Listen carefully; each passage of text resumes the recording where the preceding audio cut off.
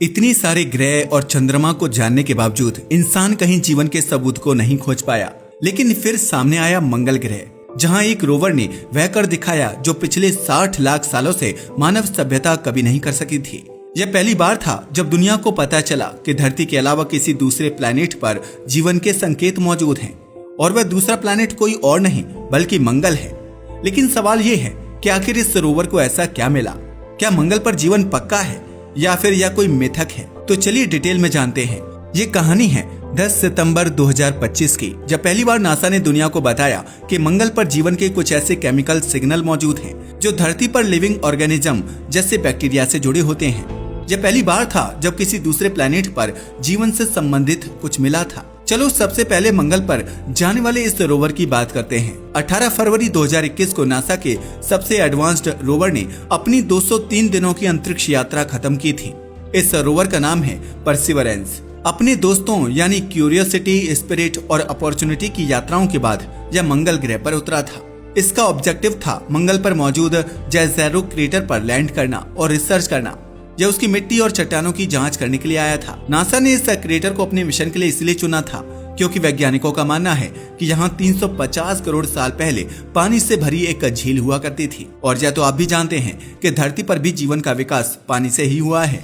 इसलिए वैज्ञानिकों को लगा कि जहाँ पानी मौजूद हो वहाँ जीवन की संभावना भी हो सकती है। मंगल पर लाइफ की एग्जिस्टेंस को पता लगाने के लिए यह जगह सबसे उपयुक्त थी। अगर इस क्रेटर की बात की जाए तो यह लगभग 45 किलोमीटर चौड़ा है, और यहाँ अरबों साल पहले नदी के बहाव से जमा हुई चट्टानों की परतें मौजूद हैं। यही नहीं, पानी के सबूत खुद ब खुद दिखाई देते हैं, जैसे नदी के इन्वर्टेड चैनल्स। आज भले ही यह सूखा और रेतीला हो, लेकिन अरबों साल पहले यह पानी से भरा हुआ था। रोवर का मुख्य उद्देश्य साफ था, अपनी हाईटेक इंस्ट्रूमेंट से इस क्रेटर की मिट्टी और पत्थरों के सैंपल लेकर उन्हें एनालाइज करना। नासा ने इस सैंपल कोर को वाइल्ड कैट रिज नाम दिया, और यही वह सैंपल थे जिनसे वैज्ञानिकों को जीवन के संकेत मिले। दरअसल इन सैंपल्स में कुछ ऐसे बायो सिग्नेचर्स मौजूद थे जो मंगल पर जीवन की संभावित मौजूदगी का संकेत देते हैं। अब आप सोच रहे होंगे कि आखिर बायो सिग्नेचर क्या होता है। दरअसल बायो सिग्नेचर किसी ग्रह से लिए गए ऐसे सैंपल होते हैं जिनसे पता चलता है कि उनका बनने का कारण कोई बायोलॉजिकल प्रोसेस है या नहीं। हालांकि किसी भी सैंपल को देखकर सीधे ये नहीं कहा जा सकता कि इसे बनाने के पीछे किसी बैक्टीरिया या माइक्रो ऑर्गेनिज्म का हाथ है। इसके लिए बहुत सारे डेटा और एडवांस्ड रिसर्च की जरूरत पड़ती है। परसिवरेंस रोवर ने जो सैंपल लिया है वह नासा के लिए बहुत ही ज्यादा इम्पोर्टेंट है, क्योंकि हम जानते हैं कि मंगल करोड़ों किलोमीटर दूर है और वहाँ कोई वैज्ञानिक खुद जाकर रिसर्च नहीं कर सकता। तो नासा को यह कैसे पता चला कि इस सैंपल में जीवन के संकेत हैं? दरअसल इसके पीछे है इंसानों की सालों की मेहनत और एडवांस्ड इंजीनियरिंग।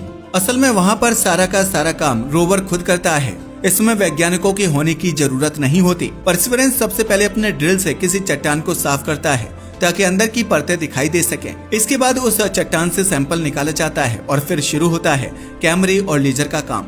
इस रोवर में लगे मास्टकैम जेड शानदार 3D तस्वीरें खींचते हैं। इसके बाद सुपर कैम अपने लेजर से चट्टानों पर फायर करता है। इस लेजर में रमन स्पेक्ट्रोमीटर लगा होता है। हरे रंग की लेजर बीम एक खास वेवलेंथ पर सैंपल पर डाली जाती है। जैसे ही लेजर लाइट सैंपल से टकराती है, ज्यादातर लाइट बिखर जाती है, लेकिन इसका एक छोटा सा हिस्सा लगभग 1 लाख फोटॉन्स में से सिर्फ एक सैंपल के मॉलिक्यूल के साथ टकराकर उसकी वाइब्रेशन के साथ जुड़ जाता है। इस कनेक्शन से फोटोन की वेवलेंथ थोड़ी बदल जाती है। इसे रमन स्कैटरिंग कहा जाता है। हर एक मिनरल या मॉलिक्यूल की अपनी एक खास वाइब्रेशनल एनर्जी होती है। वेवलेंथ में जो भी बदलाव होता है वह मॉलिक्यूल की फिंगरप्रिंट की तरह काम करता है। जिस तरह हर इंसान की फिंगरप्रिंट अलग होती है, वैसे ही हर मॉलिक्यूल की भी होती है। सुपर कैम का स्पेक्ट्रोमीटर इस बदली हुई लाइट को पकड़ता है और उसे मापता है। इसके बाद साइंटिस्ट यह पता लगाने में सफल हो जाते हैं कि उस चट्टान या मिट्टी में कौन कौन से मिनरल या केमिकल मौजूद हैं। इसे आप ऐसे समझ सकते हैं कि अगर आपके पास अलग अलग रंगों के स्प्रिंग वाले खिलौने हों, तो जब आप हर एक स्प्रिंग को अपनी उंगली से एक ही ताकत से दबाकर छोड़ते हैं तो पतली स्प्रिंग तेजी से उछल कूद करेगी और मोटी स्प्रिंग धीरे धीरे हिलेगी। यानी हर स्प्रिंग की अपनी अलग वाइब्रेशन होती है। ठीक वैसे ही जब सुपर कैम का लेजर किसी पत्थर या मिट्टी पर पड़ता है तो वहाँ के मॉलिक्यूल स्प्रिंग की तरह हिलने लगते हैं। हर मॉलिक्यूल अलग वाइब्रेशन करता है। इस वजह से लौटने वाली लाइट थोड़ी बदल जाती है। सुपर कैम इस बदली हुई लाइट को पकड़ लेता है और साइंटिस्ट समझ जाते हैं कि वहाँ कौन सा मिनरल है। जब सुपर कैम से यह पता चल जाता है कि कौन सा मिनरल है, तो फिर बारी आती है PIXL यानी प्लानिटरी इंस्ट्रूमेंट फॉर एक्सरे लिथोकेमिस्ट्री की। PIXL एक्सरे से माइक्रोस्कोपिक लेवल पर सैंपल के हर छोटे टुकड़े का नक्शा बना लेता है।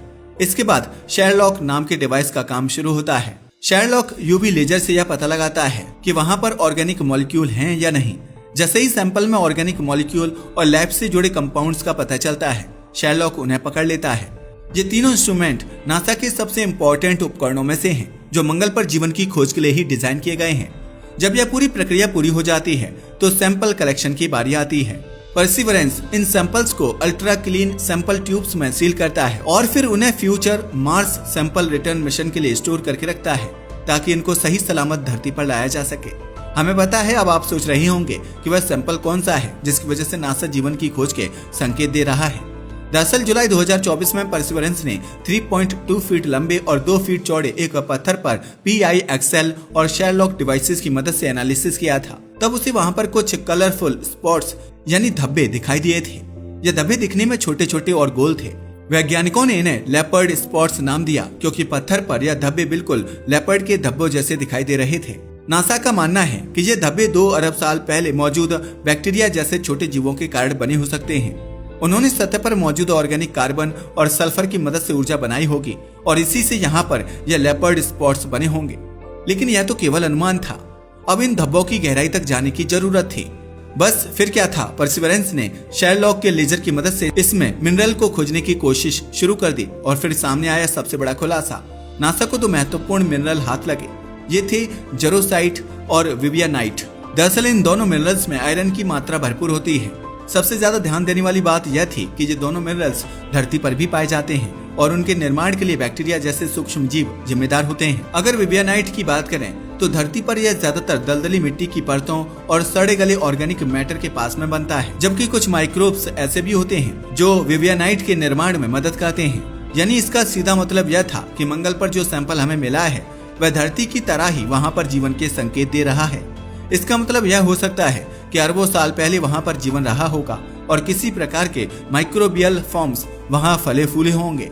अभी तक हर कोई खुश था, लेकिन इस कहानी में सबसे बड़ा ट्विस्ट तब आया जब वैज्ञानिकों ने कहा कि जरूरी नहीं है कि मंगल पर यह मिनरल्स किसी जीव द्वारा बनाए गए हों। हो सकता है कि ये बिना किसी लाइफ फॉर्म के भी बने हों। दरअसल कई बार चीजें नेचुरली बिना किसी लाइफ फॉर्म के भी बन जाती हैं, जैसे जब वहाँ ज्यादा गर्मी हो, एसिडिक कंडीशन हो या कई सारे ऑर्गेनिक कंपाउंड्स आपस में मिल जाएं। हालांकि इस बात से नासा के वैज्ञानिकों को ज्यादा फर्क नहीं पड़ा, क्योंकि जेज़ेरो क्रेटर की जिस जगह से परसिवरेंस ने सैंपल लिया है वहां पर ना तो ज्यादा गर्मी के निशान मिले हैं, ना एसिड के और ना ही ऐसी ठंडी जगह के जहां ऑर्गेनिक कंपाउंड्स अपने आप रिएक्शन करके ये मिनरल बना सकते थे। लेकिन असली हैरानी की बात यह थी कि ये मिनरल मंगल की सबसे युवा चट्टानों में मिले हैं, जबकि वैज्ञानिकों का मानना था कि जीवन के संकेत केवल पुरानी चट्टानों में मिल सकते हैं।